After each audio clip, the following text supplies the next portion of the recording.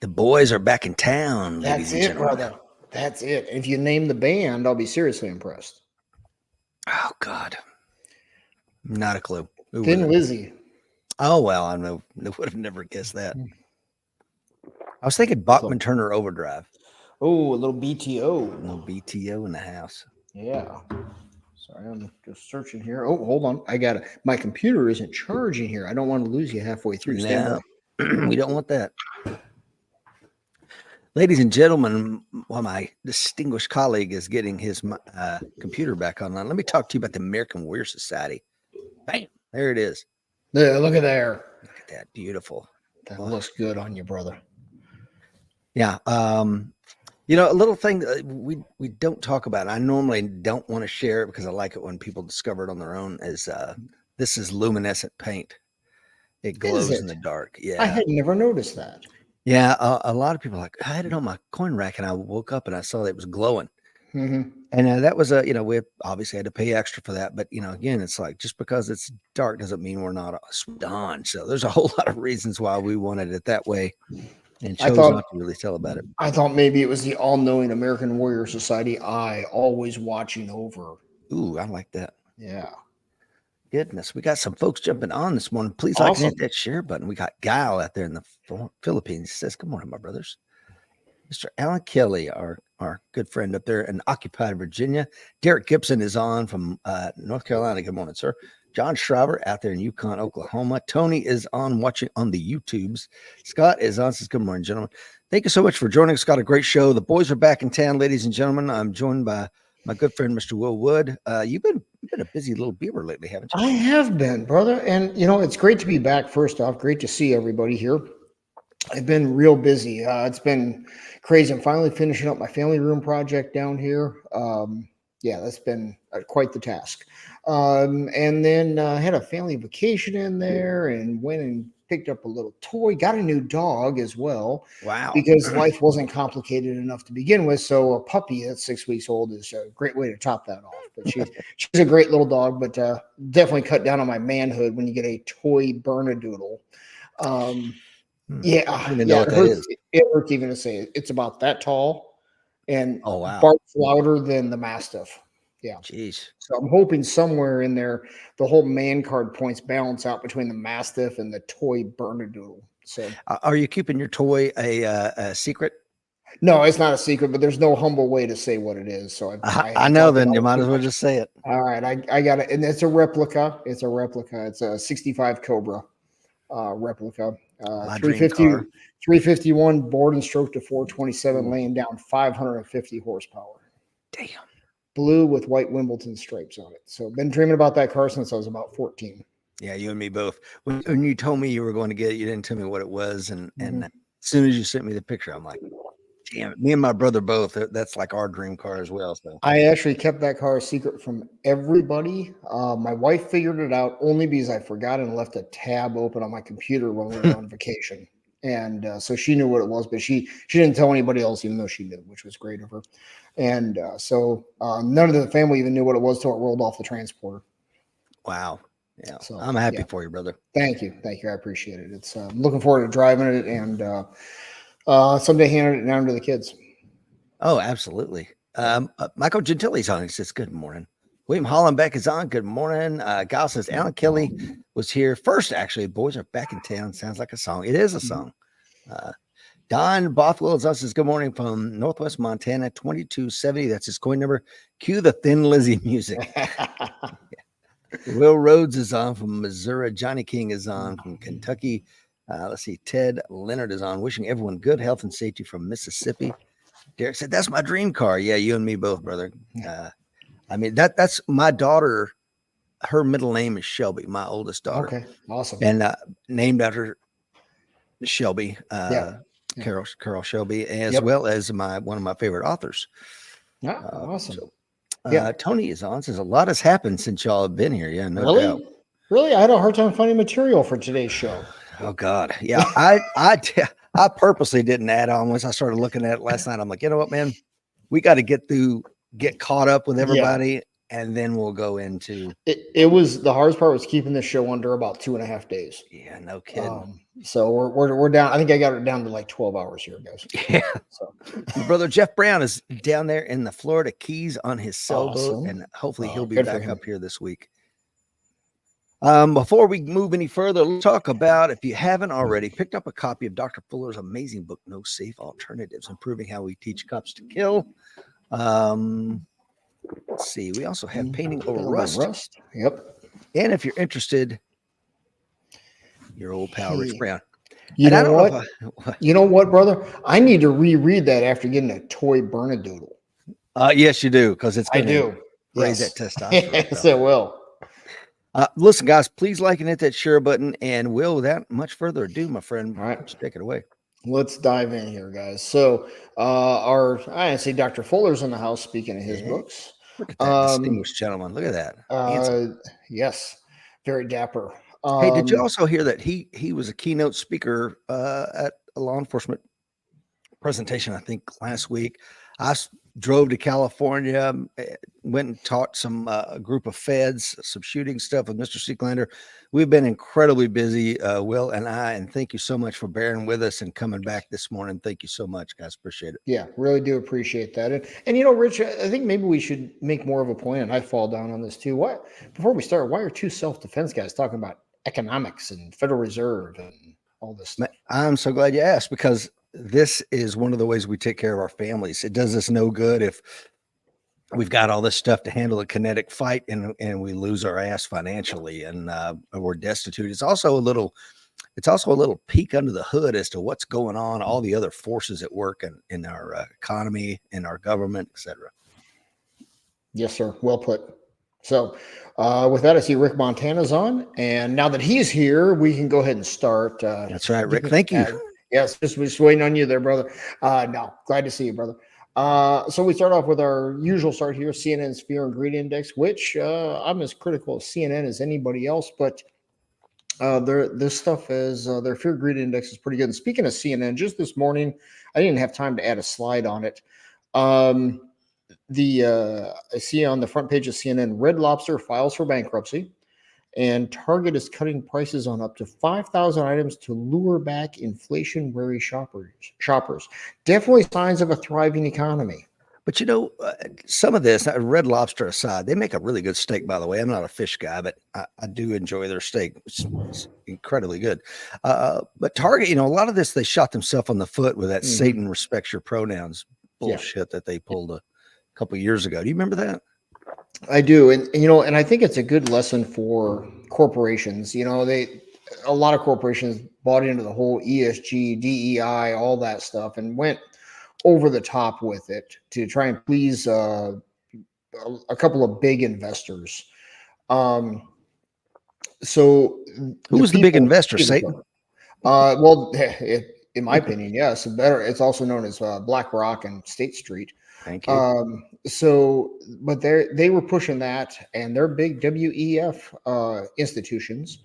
So they were pushing it on the corporations. The corporations were there for capitulating to that to get the investment dollars, and the people went no. So in the end, you know, the consumer runs everything. 68% of our economy is the consumer. When the consumer gets fed up, things will change. The problem is most people, they're busy. They got too much going on, whatever. But Target found a way to tick off a lot of people. Yes, they did. Let's see. Dr. Fuller says simple rubric: economy bad, crime bad, best to see it coming. Yeah, and that's exactly right. Johnny King says, "Man, I'm going to miss them cheddar biscuits." American War Society says, "Please like, share, and comment." But Gentilly says, "Target lost me for good with that and the kitty transgender section." Yeah, you know, it's like tuckable bathing suits for kids. It's like, what in the hell? Like then you're like, just like kids be kids. And then you want me to feel sorry for you because you lost your ass financially? Not a chance, pal. Yeah. Nope. Well, let's pop back to Tony's comment there. What's driving the market right now? Well, greed is at the moment here on this index, but what's really driving it at the moment is interest rates are dropping a little bit, just the fluctuation in the market, not the Federal Reserve policy. And as those interest rates drop, it drives money out of the bond market into the stock market. And this week it's all about NVIDIA earnings on Wednesday. So that's also, if you've been driving sleeping under a rock, the Iranian president is dead along with his foreign minister. Thankfully it was a very foggy, he was flying, I'm sure, and you can speak to this a lot better than I could, or Michael Gentile can. Both of you guys are pretty solid pilots. Slamming into a mountain, The last video footage coming out of there, they're flying in white soup. I mean, you couldn't see shit. Yeah. And next thing you know, they hit a mountain. So I'm glad of that. If it would have been clear skies, VFR conditions, and then I would wonder if Israel was behind it or what have you. But yeah, I'll just say that helicopter pilots, Middle East, non-NATO type forces, probably just an accident. Yeah. So right now greed's driving the market, and you'll see if you go back to that previous one there, brother. Yep. You see we went through a little capitulation here since April-ish, and the market followed that and it's coming back now. We're still in that overall mentality of buy the dip, things always go up, and that's still entrenched in the market, in the people. And until something happens to change that, we're probably just going to grind sideways to up. And the other side of this too is the Biden administration, and they really want the market to keep going up. They want the economy to stay good. It's an election year, right?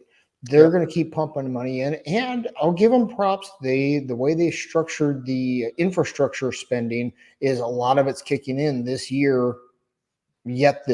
So that's going to pump a lot of money in the economy, which is going to make this happen. So, you just gave this administration credit. I think I threw up in my mouth a little bit. Well, I didn't say it was done in a way that actually helps the people. It's all about the reelection. So, and I heard a commentary yesterday, and I can't remember who it was from, but I thought it was quite good, saying that both Trump and Biden, doesn't matter who gets elected, they'll actually both be pretty happy to see if we have economic downturn early next year. And the reason is, if it's Trump, he can be like, well, I got it from the last guy. Yeah. And if it's Biden, well, he's got 4 more years. What's he care if we have a recession for a couple of years in there? Can you imagine? Look at the current sitting president now with his cognitive decline. Can you imagine that push forward 4 years? Oh, my God. I was having a good day, brother. I really was. Sorry. I was happy to be here. And, yeah. Okay. All right. We're back now. So, so there's a lot of what's going to happen over the next week and a half is all going to come back to NVIDIA earnings. If those come in light, and they've been just blowing away expectations for profit, for revenue, but those surprises to the upside have been decreasing each quarter over the last year and a half or so as people get used to the rate of growth of NVIDIA. So, who knows what will happen in those earnings. I do not own NVIDIA stock. It's just a little too volatile for my blood. So, not financial advice. No, so, of course not. This was soccer when I saw this. Yeah. So, transition into delinquency. And this is 30 plus days delinquent for these items.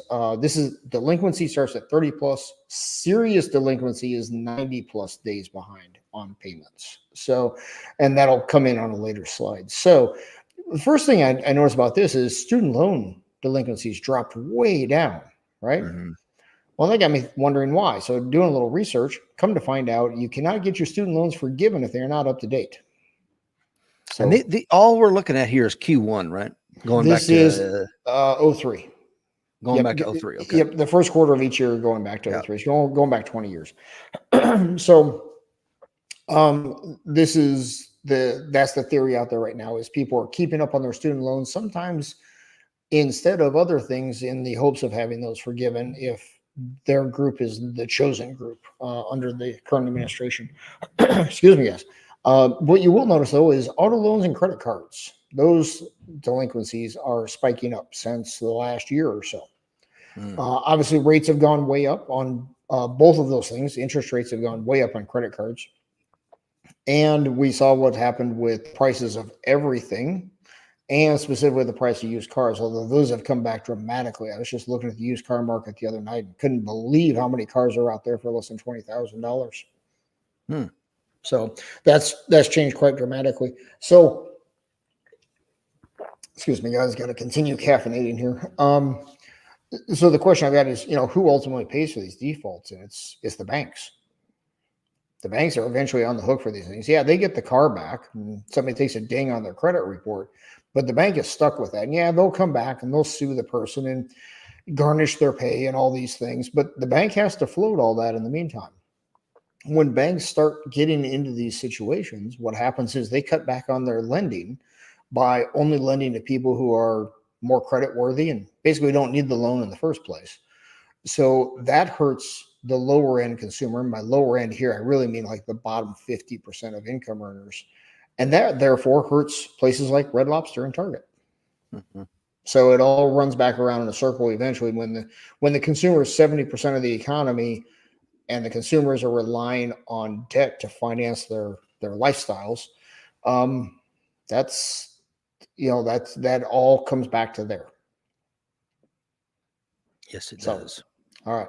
So this is from Federal Reserve Bank in New York. Household debt rose by 184 billion in Q1 of 24. Delinquency transition rates increased across all debt types. Well, what the heck does that mean, right? Yeah. Delinquency transition means from regular delinquency, which is 30 plus, to the serious delinquency at 90 plus days behind. So there's more debt becoming seriously delinquent. So, and it continues to rise across all age groups. And as we'll Oh, really? see, yes, and everybody thinks of the boomers and the older Gen Xers as being somewhat insulated from this, and we are as an older Gen X guy. And the reason we're insulated is because from I don't like it from a societal standpoint, but from an asset standpoint, I love inflation. Explain that one. So go to Zillow or Redfin and look up your house, what it's done in the last 4 or 5 years in value. Right. So the people who have assets, whether that be stocks, hard assets as well, gold, silver. We know what gold prices have done the last 6-7 months, making Rich and Razmik happy guys here, right? Up like what 50% in the last 7-8 months. Silver has remained static, which is strange. It's popped up here in the last 2-3 weeks. Yeah, but it still hasn't. I don't think it's still reached the 2020 highs that it had. Yeah, you're right. It has not. No. And the reason the other player in silver is also a big industrial metal. So that plays into it as well with silver. So silver is always kind of an oddball one as it relates to hedging against inflation. But people with assets, inflation is a good thing for their assets. Now it's bad for societies. And that's why I think even as a guy who enjoys playing markets and making money, I don't want to see inflation because overall it's bad for the country and it's bad for my kids because they don't have assets yet. And as I like to remind them, your mother and I have stuff, you are poor. So, well said. Yes. Well said. So, I want to see them have a good run at life as well. So nobody wants to see this inflation. Have you been watching anything put out by Scott Galloway? I have actually. I ran across him. Yes. He and I probably would not agree on 99% of things, but boy, he's spot on some. Yeah, I tell you, I agree. His TED Talk is I think it's called "Do We Really Love Our Children?" Is fantastic. I mean, he's a crazy liberal, but it doesn't mean he's wrong about everything. Right. And I certainly tend to agree with him on that. And that speaks to what you're talking about, our generation and the one before us, the baby boomers. Man, we're in great shape. But our children's generation are absolutely getting squeezed to death. Not a good thing. What's Donald Green say here, brother? It says, paid off his car 2 weeks ago. We were debt free except the mortgage. An amazing sense of relief and security. Baby steps 4 and 6. If you know, you know. And he's baby steps. That's Dave Ramsey's stuff right there. And Dave Ramsey lays down some good material for folks there. And it's got us out of debt. So yeah, absolutely. But you and I are different on that. I have no mortgage and no debt and things of this nature. But to you, that's something that you're like, I'm not really concerned with that. So I have a mortgage on the house. It's under 3%, and right now, I could pay it off, to be perfectly candid with folks. But I can go put that money in tax-free municipal bonds and make 5.1% without taxes. So I'll take the 2% float on that. Yeah. So that's And my way of doing things. well, I was going to say, if that's something that, some people say, well, that's going to be my plan. And then they piss that money away and they don't do anything with it. And it's like, well, Yep. what do you have to show for it? But I think what you're doing is very strategic. And it's different strokes for different folks, right? Yeah. So if a person, I'm not casting stones at you or anybody else who uses Dave Ramsey stuff at all. There was a time that I actually wound up doing Dave Ramsey stuff, even though I didn't know who he was in my 20s. I just kind of fell into it. But I have become very disciplined financially. I have been on the other side like a lot of us and never want to go back there. Absolutely not. But like you say, if a person doesn't have that level of discipline and they're maybe going to go spend that money on, cars or big screen TVs instead of, making prudent investments, then yes, pay that debt off. Absolutely. Amen. Yes, absolutely. Yeah. So, and that's me. I don't have time. You do a lot of day trading, which to me is like, and I'm fearful of loss. You know what I mean? I have no FUMU. I don't care. The stock market to me, it looks like a big roulette wheel. And it just, don't get me wrong. I do have investment. That's something I let my broker deal with. They know my risk tolerance and go forth and do good things on my behalf. Right. And that's the important there is, where you are on that continuum. And I know where I am on it, and everybody getting comfortable with that and stop trying to keep up with the Joneses and spending, number one. And also, every Saturday morning, my Saturday morning routine is I get up and I go through all my investment accounts and I total them all up in a spreadsheet and see where I did. And I have a comparison I do between the S&P 500 and an age-based mutual fund that would be appropriate for a person my age. If I wasn't doing my own investing, I put 50% in the S&P 500 fund and 50% in this RFETX. And that not financial advice, not financial advice, but that's what I would probably be doing. And so that's what I compare myself to. And if I'm not beating that regularly, then I should probably just stop and just put the money in there and do something else. But so far, I'm able to beat it pretty regularly, and I enjoy doing it. Well, and that's another thing about you that I do really appreciate, and that is you do take your family on vacations. You do spend a little bit on nice cars and things of that nature that you enjoy. Whereas some people, it's just a game to acquire more money, And it's like, what are you doing with it at the end of the day? So, yeah. If you don't mind, let me dig into that just a little bit, brother. Please. It's a great point. So, I've had people say to me, well, money doesn't buy happiness. I'm like, I couldn't agree more. It doesn't. Having more in your account doesn't bring me happiness per se. But what I've tried to instill into my children is money buys options. Right. And, I had the option of taking the family for 10 days on spring break. I had the option to pay for this, pay for that, pay for whatever else. Well, a person who doesn't have the money doesn't have the option to do those things. Yeah. And doing those things brings me happiness. I got to go on a 10-day vacation with the family on a tropical island while it was cold at home. That brought me happiness. And I got to go do some cool things, drive a Jeep through the mountains of Puerto Rico with the family and stuff like that. So for me, having those options and also the peace of mind, something goes sideways in the world, we're good for quite a while. Well, and we've recommended this book before. I don't know if you read The Psychology of Money. Yes, matter of fact, I read it after you recommended it. It's an awesome book. Yeah, it is an awesome book, and since reading that book, because it mirrors something I'd always said, to my 4 kids, it's like, look, you need to understand your relationship to money. Yes. I'm not going to tell you what it should be, but you need to have one, and really think about it hard, because it's going to drive a lot of your life choices. And I kind of think that in some ways circles back to today's show. And thank you for the 20 folks joining us live.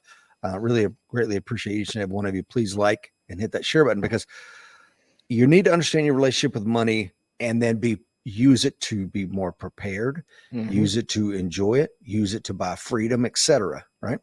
Yep, absolutely. And if you'd like to bring up Dr. Fuller's quote of the great philosopher David Lee Roth. Money can't buy happiness, but it can buy you a yacht big enough to cruise right up next to it. Amen. Yes, Diamond Dave. Let's get some other comments here. Tony says, how will the Basel III endgame affect fractional banking? He just lost me there. Okay, so Basel III is new banking regulations coming out, I believe worldwide. Be honest with you, Tony, I'm not that up on them. I do know it changes the fractional banking. If I'm wrong on this, please say so. I believe it changes it from a 10% reserve to a 15% reserve, if memory serves correctly. That is a huge change for the banking system. Jamie Dimon has been out saying, don't do this. Don't let this go through. And Jamie Dimon is the CEO of JP Morgan, the biggest bank in the world. So my guess is he'll have some influence on that. But I'm not that up on it, so I really don't want to speak to it, brother. But 16 to 19%. Thank you, Tony. Thanks for throwing that out there. That's a big jump. That's 20% jump. Ooh. So and Johnny King brings something up I can relate to so well. He says, for those listening, he says, I'll be broke until my kids are done with the sports. Yes. And there's a great one in there. My youngest son is a baseball player, and there's a great one out there that says the days are long and the years are short. Yeah, that's absolutely right. Will Parker is on. Coin number 800 says, I'm late to the party. You want to read Alan Kelly's comment? Sure. Refinanced his mortgage to a lower rate a couple years ago, adding extra each month towards principal, working towards when time comes to downsize, being an older guy, and we are set. Good for you, brother. And, Amen. A lot of it is just having a rational, well thought out plan and then just execute on it. Yeah, and absolutely. It's like I've told my kids about so many things. Find something that works and do it with monotonous regularity. Oh, those are words to live by. You don't have to reinvent the wheel every 3 months. Yeah, let's talk about bourbon habit. Monotonous regularity. Love it. Yeah, absolutely. Yeah. Whatever it is, brother, do it with monotonous regularity until you get success. Amen. So, all right. So we're back here. More people are getting seriously delinquent. Liberty Street Economics. Mm-hmm. I put the link down here, guys, only to point out that while it sounds like a cheesy blog, it's actually the New York Fed's blog. Okay. Which some might argue it's still a cheesy blog, but at least it's not, rightwing.com. Okay. Mm-hmm. Delinquency is increasing in the cards for maxed out borrowers, and this is just from a few days ago. All right. So if we go to the next one, we can dig into this a little bit. Okay. All right. So let's dig into this chart because there's a lot of good information in here. So younger card users and card users living in low income areas are more likely to be maxed out. Well, the low income part isn't a surprise, right? And younger, when I was in my 20s, I was pretty close to maxed out, mainly because I was irresponsible. But there's probably still some of that going on now. But with prices what they are, it's kind of hard to blame them too much. Right. So let's dig in here. So I put the actual ages of these generations over here on the right because it's easier, I think, to reference that way. So Gen Z, 12 to 27 years old, the percent of their credit cards that are maxed out is 15%. Of that generation, their cards are maxed out. Now, they define maxed out as they have used 90% or more of the available credit on that card. Okay. So, and we can see how it decreases over the year. Millennials, 12%, Gen X, 10%, and baby boomers, 5%. And this is I'm sorry to interrupt. This is data from the Fed, right? This is data from the Fed. Yep. Okay. And this is nationwide data. It came from the New York Fed, but it's nationwide data. Okay. And we can also see on the upper part here, the income quartile, the lowest quartile rather is, so the lowest fourth is 12% is maxed out, and then dropping down to the highest quartile in income, 5% is maxed out. So just because somebody makes a lot of money doesn't mean they are responsible. All right. So the point here, though, that I want to get at is when these younger folks are maxed out on the credit cards, where's the money come from to get the down payment for one of these overpriced houses nowadays? Right? Where if there's an economic shock, where's their cushion? They don't have one. Exactly. How do they afford to go out to eat at Red Lobster?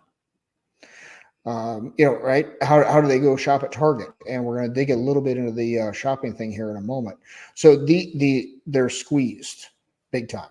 And yes, there were times when I was young and beginning my career and I was broke, but prices weren't going up the way they are now. I was broke because that's just where the aviation industry was then, right? It's a different deal now. They can go out and make incomes that you and I would have dreamt of at that age. But they're looking at, you want to go buy a decent house in a lot of areas, 300,000. Yeah, exactly. My first home I bought was actually a duplex, so I could have the renter pay for half of it, and I paid 75 grand for that. Yeah, I think we paid 69,000 for our first house in 96 or 95. Mm-hmm. Yeah. So, what's Dr. Fuller say there? Maxed out on credit cards and buried in college loan debt, wage slave for life. Yep. And it's like, I don't understand who was advising these children when they did this. I know some of my friends like, well, yeah, she got a $300,000 bachelor's degree. Like, what in the God's name are you doing? Well, you see, Rich, she's going to live at home for the first 6 years and just pay all this down. I'm like, live at home for 6 freaking years, to try to, and that is hoping that she gets a $100K job with her bachelor's degree. It's like, freaking good luck with that. Yeah. And to that, this is also, I think, part of the fourth turning, frustration, anger, these young people, and I don't blame them. And who was advising them? Society in general and older generations were saying, get a college degree, you'll make an extra $1 million over the course of your career. Well, that was true when you and I were coming up. Yeah. Right. And it's true they'll make more money now with a bachelor's degree than a high school degree. However, when we were looking at college at that age, A, it didn't cost nearly what it does now, and B, there was a deficit of college graduates compared to the overall workforce. And if you wanted that better leg up, you had to have that college degree. That's just not the case anymore. So older generations were giving advice based on their experience, not looking at the current marketplace. Yeah. And Don says, who's advising them? Friends on Facebook and coworkers. Yep. I knew I didn't have money for college. I joined the military, right, to get my college money because I did not want to go into debt. I mean, it's like, I don't know. I don't get it. I think that old paradigm is going to die hard. But if I was advising somebody today, I'd say go to your local trade school, learn how to lay brick and block, or learn how to be a plumber or an electrician. There is a deficit of those skilled laborers, and you don't have to twist wire for long or pull wire for long. It won't take long before you're running your own company and making a crap ton of money with zero student loan debt. I mean, I don't get it. Or you at least end up as the guy goes out, the estimator, the sales guy, whatever, and then you're making a percentage off what those guys twisting wire are making for the company. So what's Alan Kelly have to say there? Does we have no credit card debt? Have two credit cards for dire emergencies. Use occasionally and pay off immediately. Secure card. Yeah, same here, brother. Same here. Yeah. Ted says my first house, 77, new construction. 43,000 in South Florida, 10.25% of interest. Yeah. Oof. Those interest payments back in the 70s were brutal. And here's something to keep in mind as a person who travels a lot. I'm running across more places who will not take cash, period. I've seen that. Yes. Is that even, how can that be legal? It's not. And if I'm in just the right mood, I'll say something, but I don't make an issue of it. I just say, listen, here's my card. I'm not being that guy, but just so you know, you have to take cash. Yeah. And, usually I'm talking to the waiter or the waitress who isn't making this decision. So it's not like, not going to push it any further than that. But that's just part of the progress. I say that with big air quotes of society moving away from cash. Right. But yeah, so the reason I throw that out there, brother, is, if you're traveling around much, have that credit card with you because you're going to run into places that will not take your cash. Yeah, and that's something to consider. Cash is the great freedom. I mean, really, cash is, and I really hadn't thought of that until the last few years. Like, cash is freedom. Carry it with you. Yep. You want to read Dr. Fuller's comment? Sure. Some also referring to younger folks here. Some also just make I want it all decisions. Want to live in a big city, travel the world, pay $3,000 a month for a nice apartment, get a degree for far more money it will ever earn me, and then complain about the unfairness of it all. Our system is coupling with young, unreasonable choices to create a toxic fiscal stew. Ooh, Boy, said, yes, bro. yes, well said. I got nothing to add to that. That We covers should it. put that on a t-shirt. Yeah, exactly. Donald Green says, I went to VCU. At the time, it was a third-rate community college. Anyone could get in. Now it still isn't a good school, but people get rejected for admission, and it's stupid expensive. Unbelievable.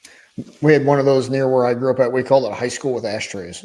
Yeah, that's funny. Jeff says the curriculum and standards are so low that the college graduation today is no better off than a high school grad of the 90s. You ain't wrong, brother. Yep, absolutely. So, so we're seeing this fiscal stew, as Dr. Fuller puts it, happening with these younger folks, and so now I think we're in a period of time now, probably the rest of this decade. Inflation is going to keep creeping up, or at least remain sticky high. And part of that is a result of the money printing in COVID, although that's waning. However, the bigger part of it is the decline of globalization. As we bring things back in a post-COVID world, we bring things back to the U.S. We also friend-shore and near-shore things.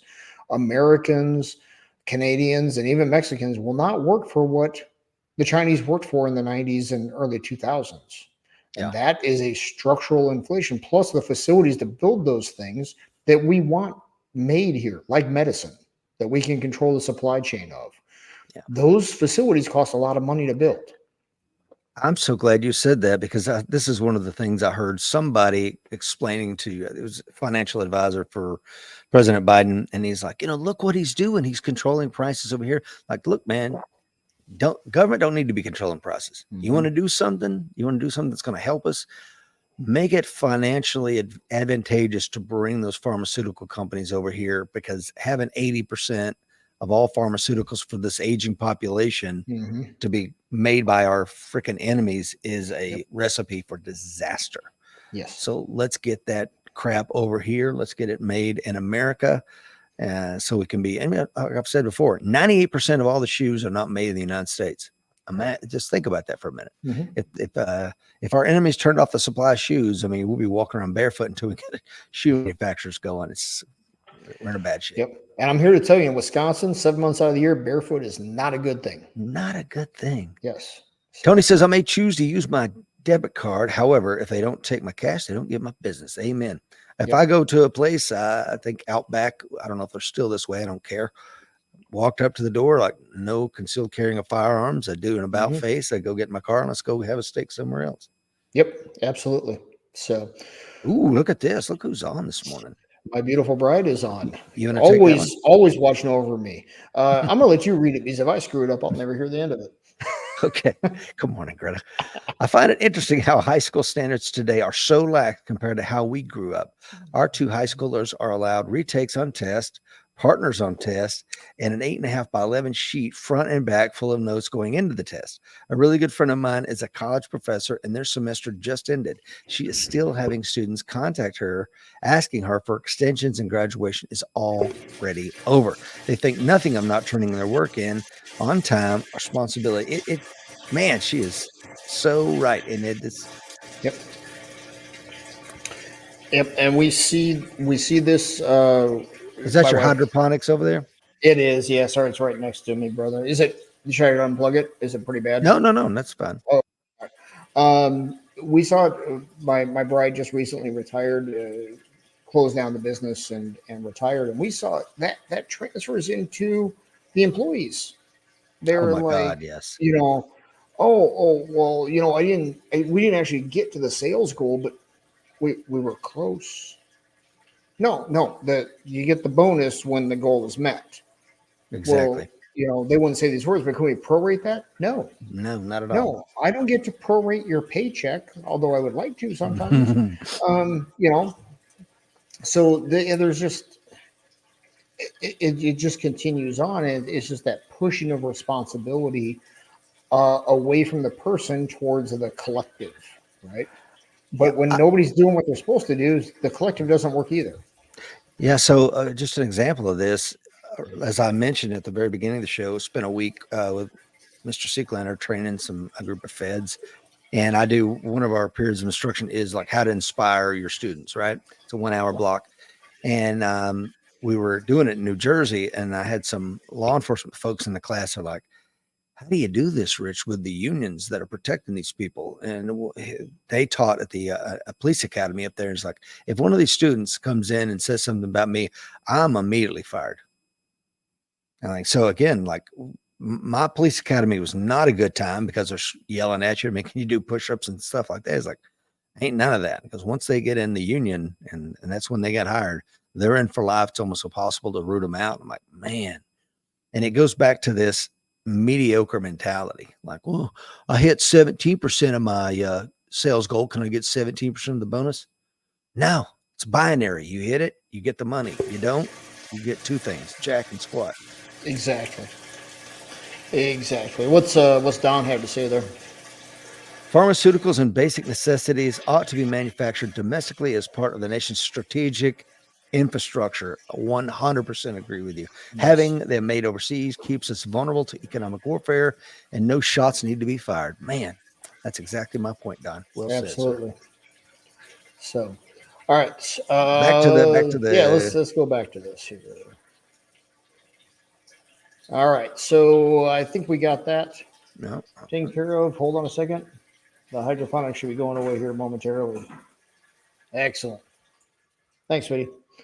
Our brain came down. Unplugged that. Now that Tony says it sounds like Will has a leaky toilet. Yeah. Well, hydroponics part of the preparedness plan, folks. Exactly. It's all part of it. So going to these, it's everybody, but especially the younger folks. Home buyers need to earn 80% more than they did in 2020 to afford a home in today's market. This is from Yahoo Finance. Home prices are up 42% since 2020, going back to the point of, if you have the asset already when this starts, this is awesome, right? Yeah. My house is up 42%. But because both rates and borrowing costs have skyrocketed, you need to earn 80% more to afford that home in today's market. So if you're not already on the train, it's really tough to get on the train. So yeah, that's a fact. Because wages haven't gone up 42%. They sure haven't. If we go to the next 0%. One, brother, I think this continues. What's this one say? In 2020, a household earnings $59,000 a year could afford a typical home priced at about $240,000. At the time, that income level was less than the U.S. median income of $66,000, meaning more than half of American households had sufficient cash flow to purchase a home without overextending their budgets. Today, those shopping for a home need to earn $106,000 annually to afford a medium-priced home of $342,000. And what percentage of the U.S. population makes $106,000? For the record, though, this is household earnings, so it'd be, if it was a couple, it'd be both. But even so, you're looking at 106 divided by 2 is 53,000. So you're looking at need to be making like 26, 27 bucks an hour somewhere. Both people need to be doing that. Yeah. If it's here in the South, couple, that's pretty. That's not your average mom and dad. Yeah, nor in rural Wisconsin. So. The point here again is this is part of the young people's frustration. I mean, you see young people on YouTube and TikTok and Twitter, and they're like, "I'm not going to try and own a home. You know, it's not worth it. I can't. There's no way I can save up that much money." Well, get pissed off and vote. I mean, really. I mean, Well, the problem is though, there's so many of them, and you can't really blame them at this point in life. They're relatively inexperienced, right? So they vote for whoever's going to give a government program to help them out, not realizing that money doesn't come out of nowhere, right? It comes right back on you in the form of taxes. Exactly. Or they print the money to do that, and then it comes back in the form of inflation. Exactly. Right. So, and so I was talking about this yesterday with my wife, and, during 2020, when they started printing money like crazy, a lot of us were like, "Oh, inflation's coming. And like 3 months, 6 months later, people would be like, "What inflation?" Right. Like, well, just wait. But it is such a lag between the cause and the effect that many people in society just don't put it together. Mm-hmm. And, this is part of the struggle of, discussing this, with a lot of folks, is that it's kind of like the election cycle, right? It's a very short-term memory. So it makes it tough to get this through to the general population. They want sound bites, not long-term planning. Yeah. Well, and that speaks to a couple of things we'll get to in the comments here. Dr. Gordon Botson is on. Good morning, sir. All right. He's coin number 1688 up in Ohio. Don says the downside of inflation on house prices is property tax. Mm-hmm. Our home bought for $80,000 is now valued at $400,000. We have property taxes here, and they're going up astronomically. That really hurts a fixed income. Absolutely, it does. And this is something I see going on all over the country with friends on Facebook, and people are losing their minds, and I don't blame them. We did it here in my area a year ago, and it's to that fixed income. It's not, and fixed income. I will take that a little further and say even a person who's still working and not on a traditional retirement type fixed income, if they can't go get a raise for whatever their property taxes just went up, that's a hit in quality of life. Amen. And sadly, where most people take that hit first isn't the things they go do, right? The first thing they'll cut is retirement savings and just general savings. Going to Dr. Fuller's point here, what's he have to say? You can't save the money if you don't try. Sacrifice and compromise is a thing, and he is Absolutely 100% right. Absolutely. There's a book that I recommend to people. It was a nothing book. I mean, it may have sold a couple hundred copies back in the day. I think it's called Self-Made in America. Came out in the late 80s, early 90s. But I read it. It was great. It was talk about this Vietnamese immigrant. He lost everything. He was going to jump off the ship when he was coming to America because he literally lost everything with the fall of Saigon, and came here and worked at a donut factory, slept on literally on a pallet in the back of the place, saved up money to buy it, blah, blah, blah. Long story short, after several years of living at the store and washing there, he was able to buy it. And now he owns a whole host of these places. So, but it all goes back to what Dr. Fuller's saying. You got to sacrifice and compromise and have a long-term vision of where you're wanting to go. Yep. And those are all choices. The other thing I preach to my kids is, life is a series of choices, none of which are new. And the Google knows all. So, exactly. And it's always a, if this, then that, right? And sure, we can all have moments of, indiscretion with spending, but it's about the overall long-term pattern. And, these are not new choices. No, they're not. Derek says, are those high home prices and high rates going to lead to a housing market crash like 2008? What do you think? I wish I knew the definitive answer to that, Derek, to really give it to you. This is going in a bad direction, in my opinion.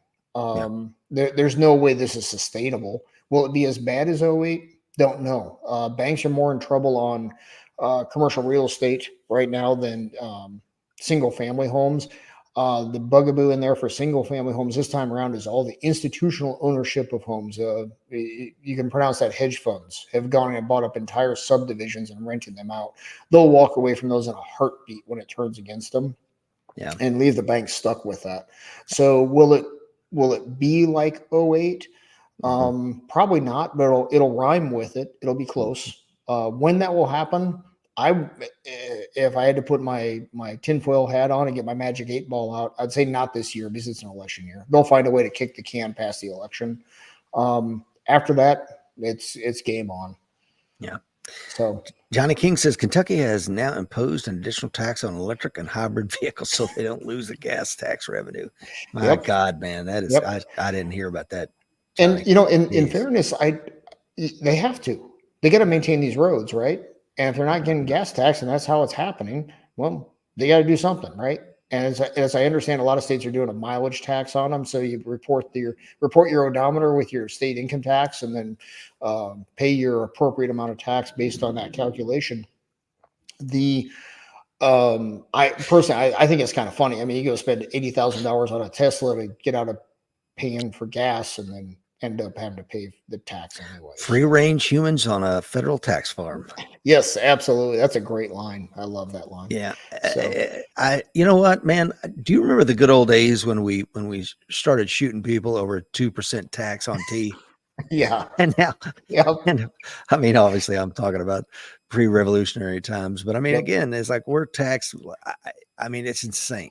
It It is is. absolutely insane. And now, what are you getting for that? And we were in New Jersey teaching that class, and every morning we drove through the place, and it's just a dump. Every house is dilapidated, and we were like, "My God, man!" And Seeklander was commenting about it. So, well, they can't afford to do anything when you're paying for this little tiny house on 1/16 of an acre. Is paying $10,000 to $12,000 a year in property taxes in the middle of freaking nowhere, New Jersey. How in God's name can they afford to do the upkeep? So, you know, anyway. and exactly right. It's a math problem, right? It is. So, what's Johnny say there? Will ain't never seen Kentucky roads. He flies over them, but he ain't drove on them. Yeah, trust me, from 30,000 feet, they don't look so hot. No. So all right, back into this. We can go to the next one there, brother.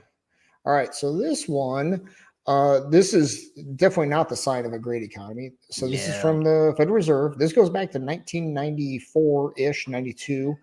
And this is a graph of multiple job holders. And both jobs are full-time. So this is people putting in 80-hour weeks. And that chart's going high and to the right. Yeah. Okay. That is not the sign of an economy that is generating jobs that pay enough to pay for people's lifestyle. And to be clear, Will, if I understand the way the Fed does this, these gray bars are recessions. Is that correct? They are. Yes, sir. They are. So, and of course, the number of people holding down 2 full-time jobs is going to drop during a recession because there's just fewer jobs. It's going to be harder to get those 2 jobs to line up. So, and so we're at 400,000 people doing this right now in a country with 330 million. That's not a lot of people, but boy, I'll give those folks props. They're working 2 full-time jobs. They're putting in the work. But this is not the sign of an economy that is doing well. No, so no, not at all. Yep.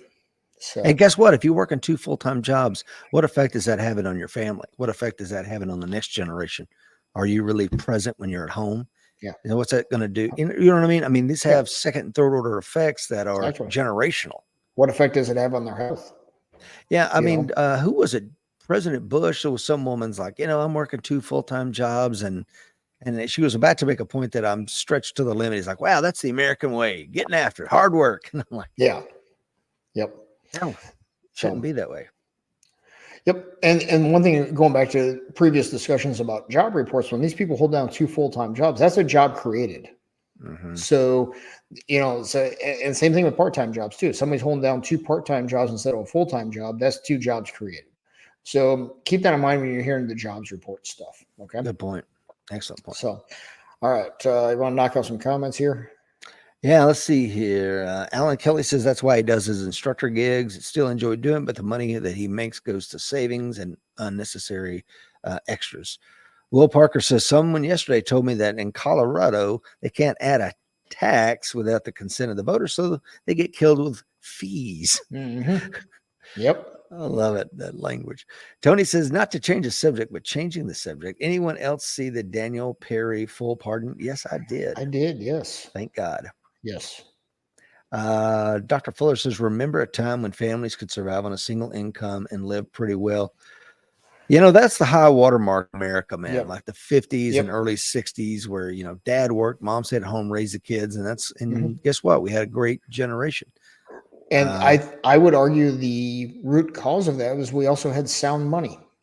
Oh, that's a great point.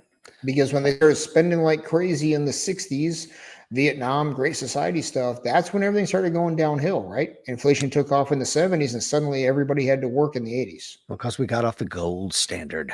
Yep. So that's where these,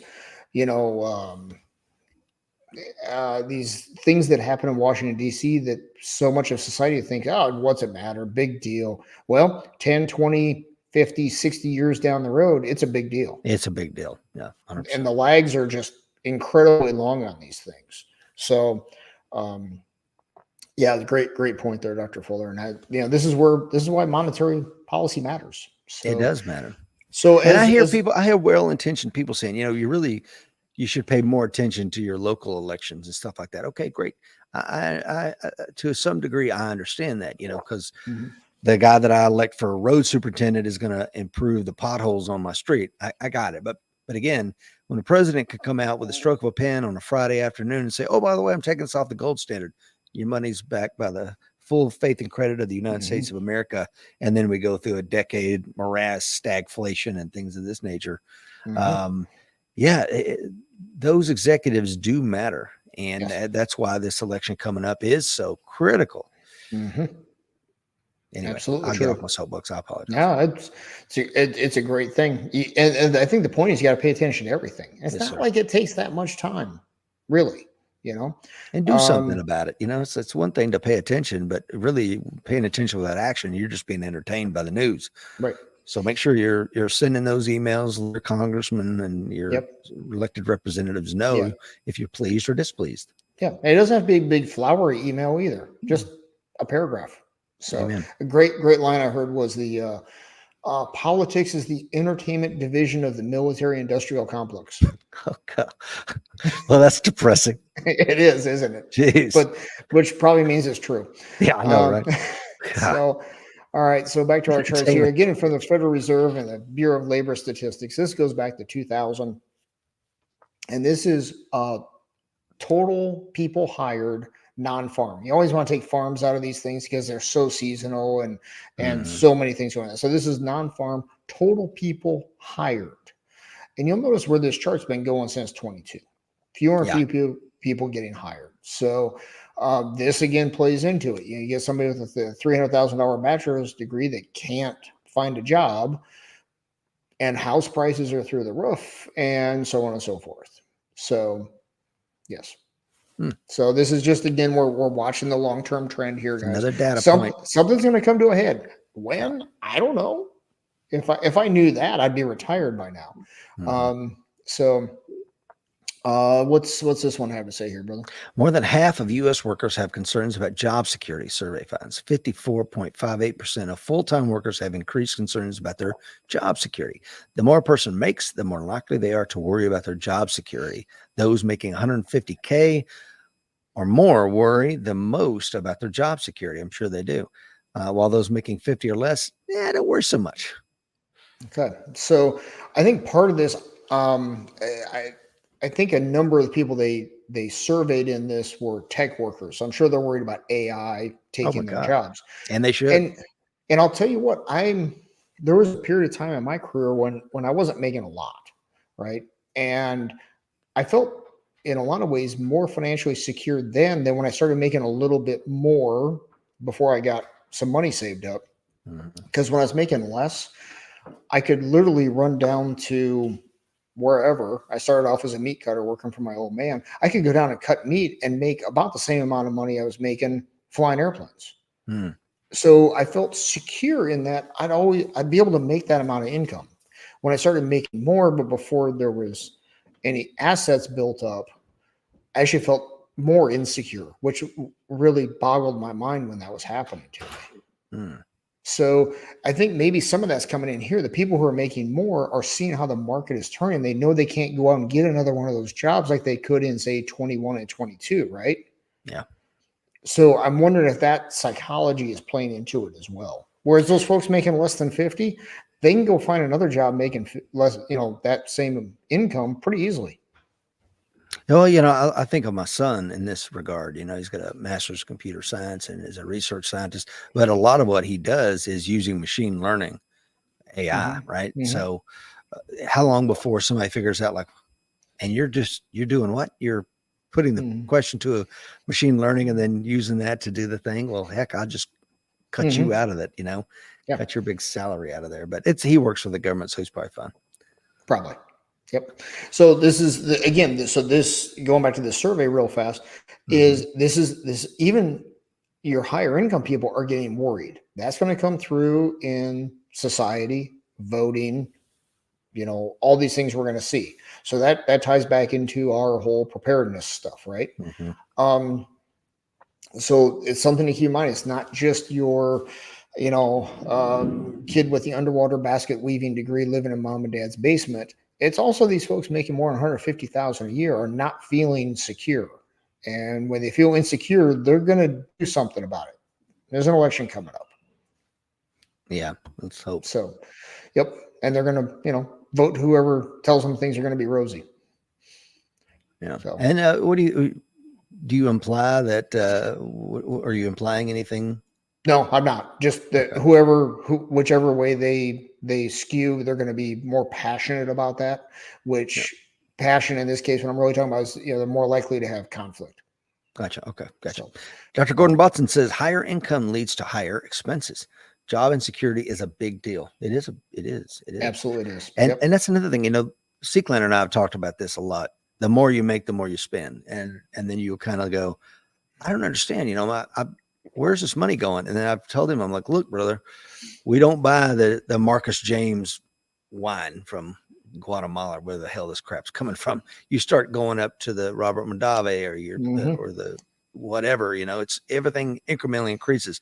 You're buying butter, but now it's the fancy butter from Ireland, Right. cows that get a massage every day, and everything just slowly creeps up on you. So, some of it is self-imposed. It's not just inflation, I guess is what I'm getting. Absolutely true. Yeah. And let's face it, what's the point of being successful and making more money if you don't enjoy some of it? Right. True. Hence the car sitting up in my barn there. Right. Amen. And it's if you allow me a story real quick, guy that I worked with, we're debating whether or not to buy this house that I'm sitting in right now. I was debating. My wife wanted it, and I was debating it. And he told the story about his father, who was a surgeon in Chicago, very well to do, and he always wanted a Jaguar, always. And there was apparently there in the back seat of the Jags at the time, there was a tray table that would fold down like on an airplane, and he's like, I could do some of my admin work on the way to and from work. And he's like, Dad, who's going to drive the car? He's like, yeah, but I could, and he never bought the Jag. And he was laying on his deathbed. We're very well-to-do man, more than could afford a Jaguar, right? And he said, I should have bought the Jag. Damn. And that's what he's thinking about on his deathbed. Now, granted, he's very well-to-do, so he's not thinking about these other things in life, right? But that goes through my head. If times get tough, I'll sell that car off in a heartbeat, take care of the family. Yeah. Right? So, you make your money, you've done your things, enjoy it. But don't be scared to get rid of it in a heartbeat, whether it's the fancy butter, the car, whatever it is. Yeah. So try to find that balance in life. And, type A personalities, we're not so good at balance. No, but and that's a great point. I know several people that leap to mind in this same category. That one of them was a surgeon, never really wanted to be a surgeon. He had a bookshelf full of books. Some of them I now have, and they were all on mountain climbing in various parts of the world. And he always wanted to do that. And one day, having unrealized dreams in his late 30s, walked out and shot himself in the head. And there's another guy, I won't say his name, but worth tens of millions of dollars, and took his own life under similar circumstances. So yeah, by all means do that, but understand it's a trade-off, right? But everything requires balance, and like you said, we're type A folks are not really good at that balance. Sometimes we go all in, and we should. Yep. And we don't change real easy. No. Right. I mean, I still walk around the house and flip lights off like I'm making $15,000 a year. You just made a 1/10 of 1 cent decision there. Yeah. And I always say this is the dad's superpower because it turns light switches off.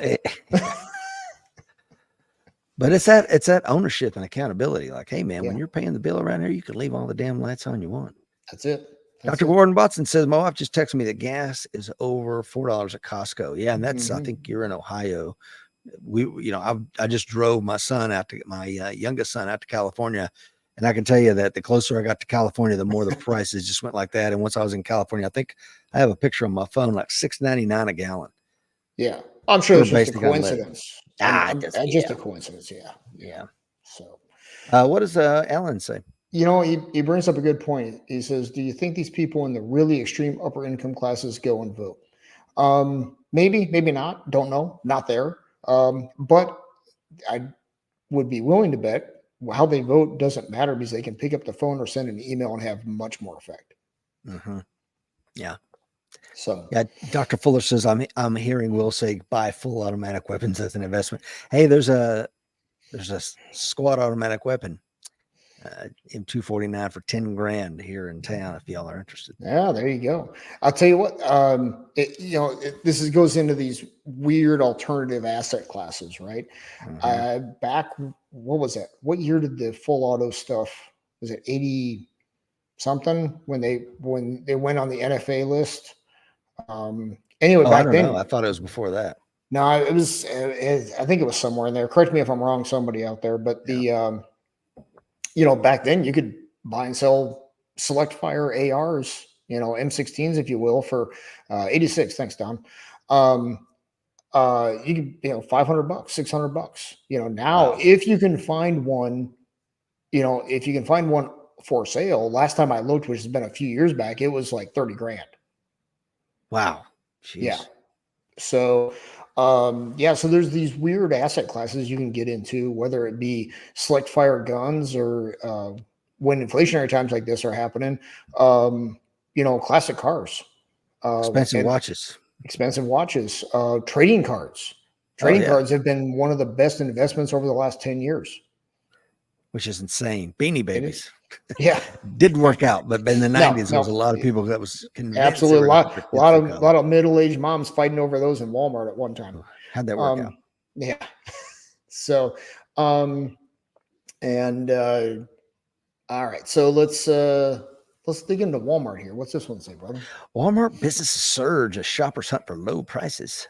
Walmart said Thursday that sales at stores open at least a year increased 3.8% during the latest quarter from the same time last year. While low and middle income shoppers have traditionally formed the core of Walmart's customer base, Walmart also has grown with people making more than $100K a year, saying that gains last quarter were primarily driven by upper income households. And so in the past, we've talked about how people trade up and trade down. Where they shop at is based on how their finances are doing. So let's just use 3 examples here. You got the dollar store, you've got Walmart, and you got Target. Well, when people who normally shop at Walmart are doing better, they go to Target. And when people who normally shop at Target are feeling squeezed, they go to Walmart. And if they feel squeezed more, your typical Walmart shopper is feeling more squeezed, they go to the dollar store. Yep. Right. And we know not too long ago, Dollar Tree announced they're closing 1,800 stores, which is half a county in either Tennessee or Iowa. Right. But now you got Walmart saying, hey, sales went up 3.8%. That sounds really awesome, right? 3.8% sales increase. That's not adjusted for inflation, guys. Inflation right now, the advertised CPI number is 3.4. So you're looking at 4 adjusted for inflation, 0.4% increase in sales. That's not awesome. No. It's better than losing. It's better than going down for sure. But it's not as good as it sounds. So look at this comment. Of course, this is anecdotal, but it's also impactful. Michael Gentili says, I saw 2 Bentleys in the Walmart lot last week. Wow. Yeah. There you go. Yep. So everybody can feel the squeeze to some extent or another, right? Now, I will say, going back to how cheap I am, if I was driving a Bentley, I'd probably go shop at Walmart just because that's who I am. So, so now, right now, based on this, sounds like Walmart's doing pretty good, right? Yeah. All right. Let's go to the next slide. Let's go to the next slide there. So let's first take a look at the date on this one. This is May 14th.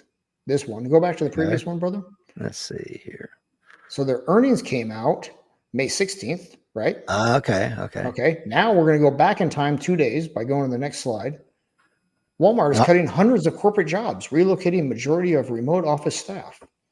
So they reported that before they reported these supposedly great earnings. What do they know, right? So this is one thing I really enjoy about following this stuff is after a while, you'll start to see patterns come out, right?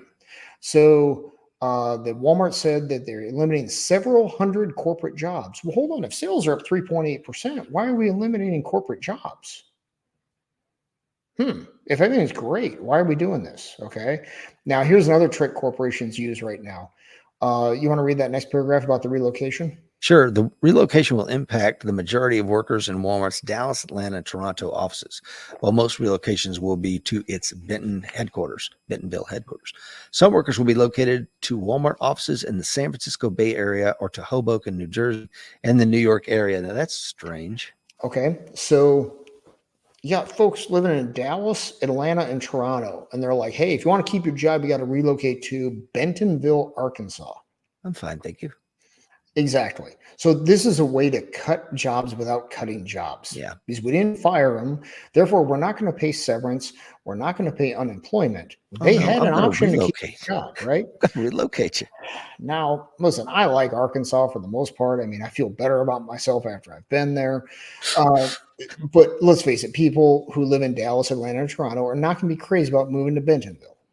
So this tells me that they needed to cut even more jobs than what they came out and cut. So this, after they report adjusted for inflation, basically a flat sales report, right?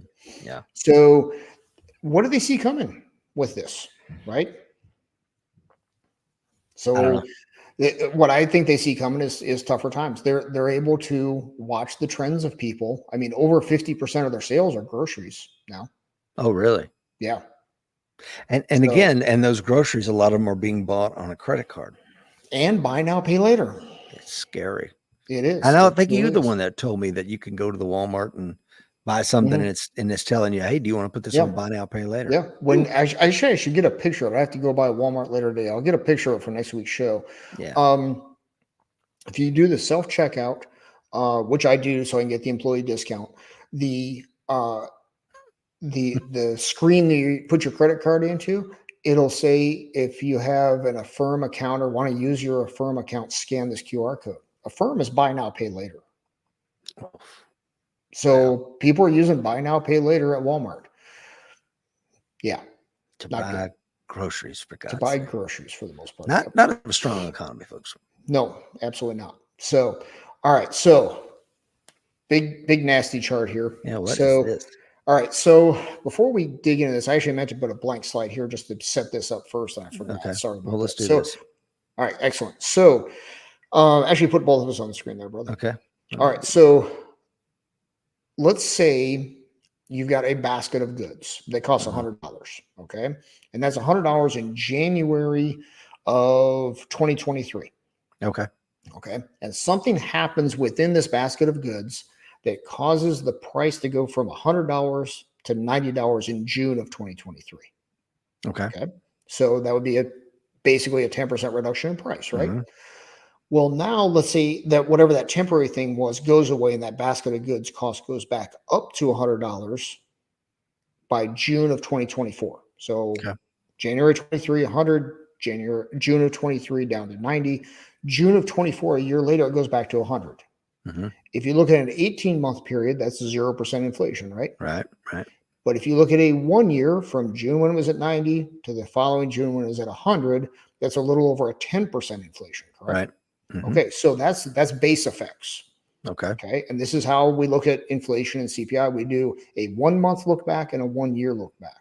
So a temporary thing that happens to decrease prices will make inflation look higher a year later.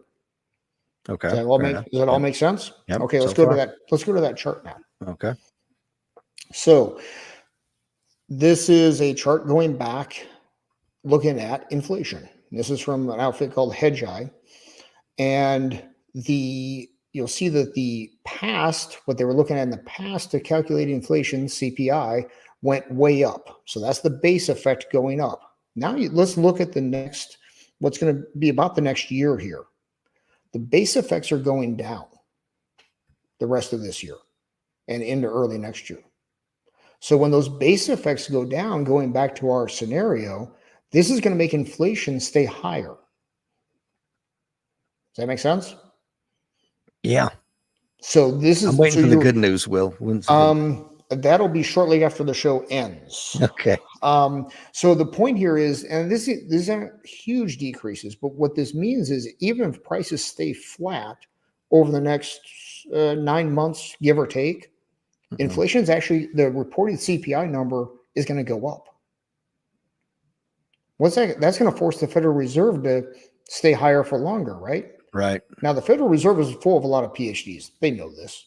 They can see this coming. So I don't think they're going to overreact and do anything crazy. But this is coming into an election as well. And reported inflation numbers are going to be going up. That's going to drive stupid politicians to do stupid things. Yeah, but what about Jerome Powell? J Dog. You know, I think I mean, they know about base effects. I mean, this is, you know, this is Yeah, simple but what will stuff for he them, do with right? this information, if anything? My guess is he won't do anything because he understands that the reason inflation is going up at that time is because of the base effects, not because of the actual prices of things. Right. So my guess is that they will do a whole lot of nothing. They'll talk about it. But will he be under pressure to do something? Oh, I'm sure he'll be under pressure too. Yeah. But you know, I'll give old J Dog credit. So far, he didn't cave to Trump. Uh-huh. He hasn't caved to Biden. There have been moments here and there where he capitulates a little bit, but he hasn't gone full Arthur Burns 1970s when Nixon laid the pressure to him. Okay, And his capitulation looks like a quarter point here and there, right? exactly. Burns absolutely capitulated, and part of this, I don't know what Arthur Burns' personal financial status was, but Jerome Powell came out of the private equity world. He's set for life, and so are his great grandchildren. Yeah. So he doesn't need the job. So I think he'll lean towards doing the prudent thing, which is just keep it where it is, let the base effects run out. It takes months. It takes a long time.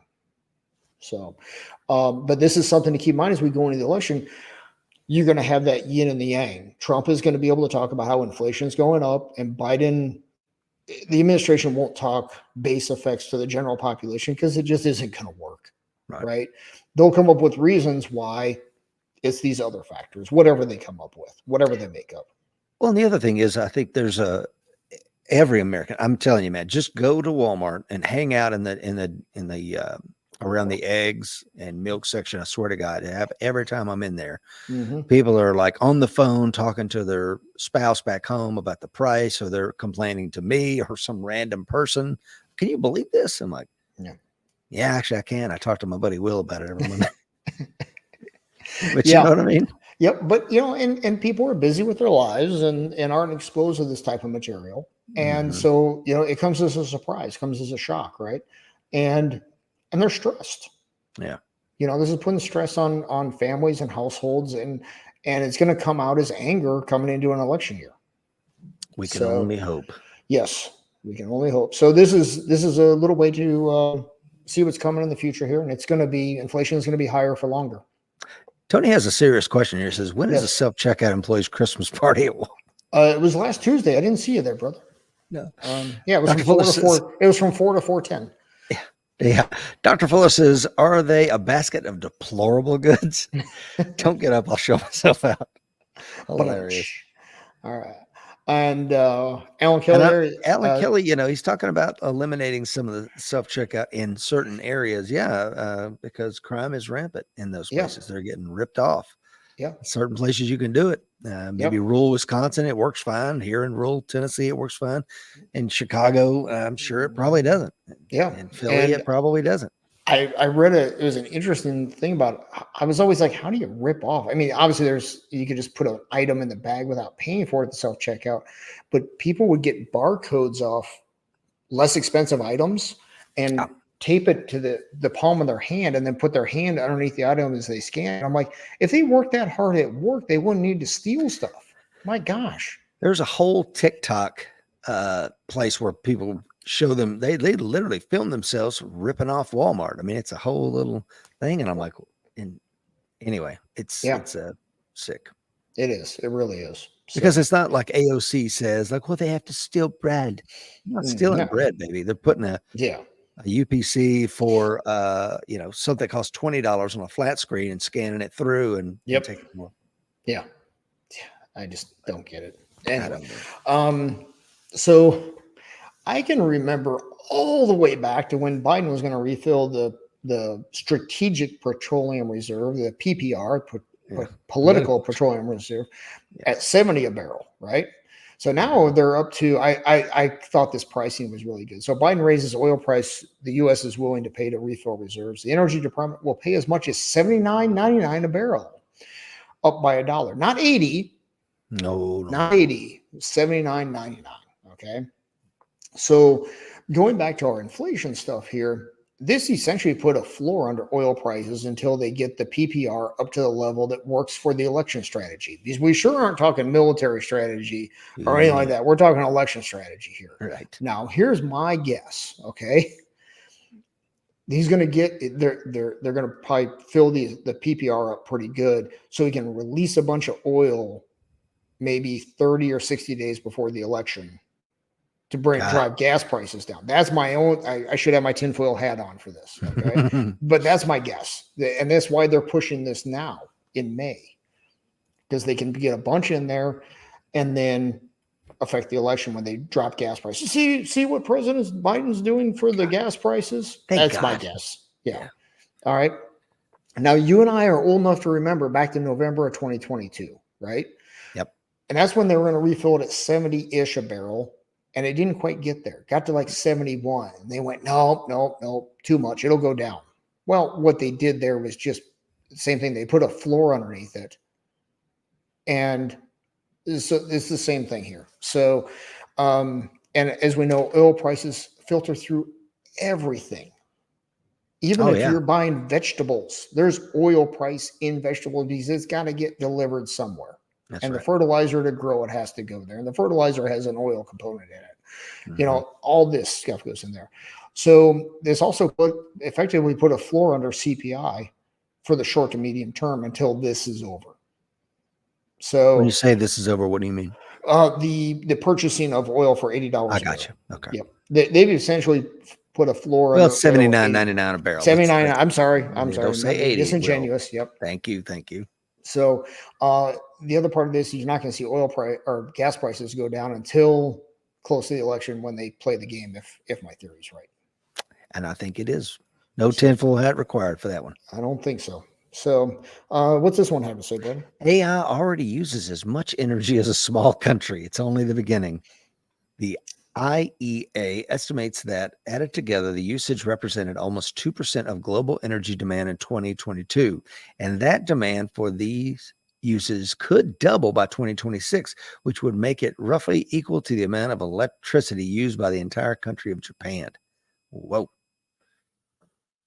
NVIDIA literally sells tons of its H100 AI GPUs, and each consumes up to 700 watts of power, which is more than the average American household.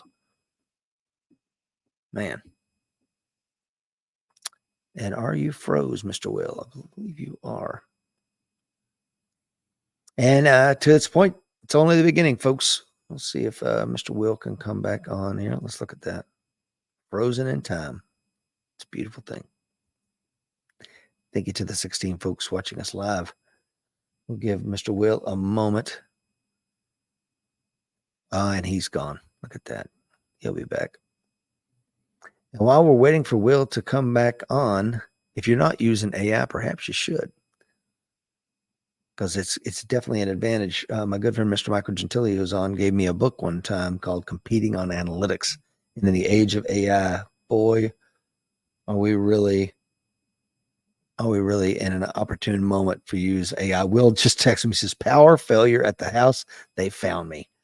Well, if we're waiting on Will to come back on, I don't have much for you guys this morning. Been away for a while, and I appreciate everybody for coming on this morning. We'll give Will a few more seconds, and if he doesn't come back on, we'll just go ahead and cut it and pick it up one night this week, folks. Ted Leonard says, behind every plan is a scheme. Most surely there is. All right, guys. Let's see. Tony, what does Tony say? I thought he had solar. That's a great point. Why is the solar not kicking in?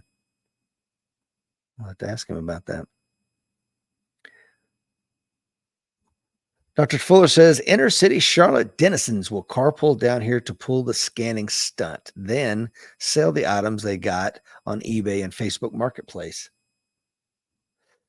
Bob says the crown stifled him. Yeah, stifled him. Tony says, how would AI help the common household? That's a great question. At this point, it's hard to say. It depends on what you do. For what we do here being entrepreneurs, it's actually pretty interesting. I mean, you can ask Chat GPT literally anything and get a really workable solution. For example, I'll tell you how we use it in the construction company that I run. I literally said, I need a 60-second commercial and write me a script. And it literally was like, it zooms in on a house, a worried mother, a cracked sidewalk, and I mean, literally walk right through it. And then it's like voiceover says, blah, blah, blah.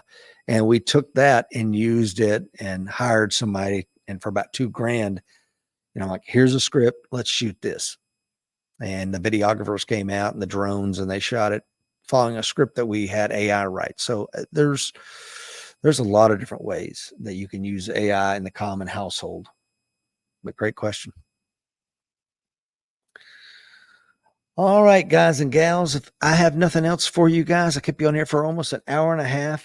Tony says, I'll have to look into that. Yeah, it's incredible. I mean, its ability to synthesize information and give it to you in usable format is incredible. Dr. Fuller says, AI has become a real bone of contention in the writing community. Some folks were writing 5 books a day. Yeah, and that's true. A friend of mine uses it to write some blogs, and I think he has it. The author is like the author of the blog. If it's written by AI, he calls it like something. The initials add up to be AI generated. But it's incredible. The idea that I'll give you an example. A friend of mine using it to write a short story for his son. And he's like, look at this, Rich. And I'm like, okay, this is pretty cool. He's like, no, look at this third character. I said, write a story using these 2 characters. And I said, I want one of the characters to be Emery. It's a duck. And this duck is very industrious. And he has a friend, Carl, who's a sheep, and blah, blah, blah. And then as this AI is writing the story, it adds in a 3rd and 4th character. And it's just creating this narrative and then giving it complexity that nobody saw coming. So it's pretty amazing.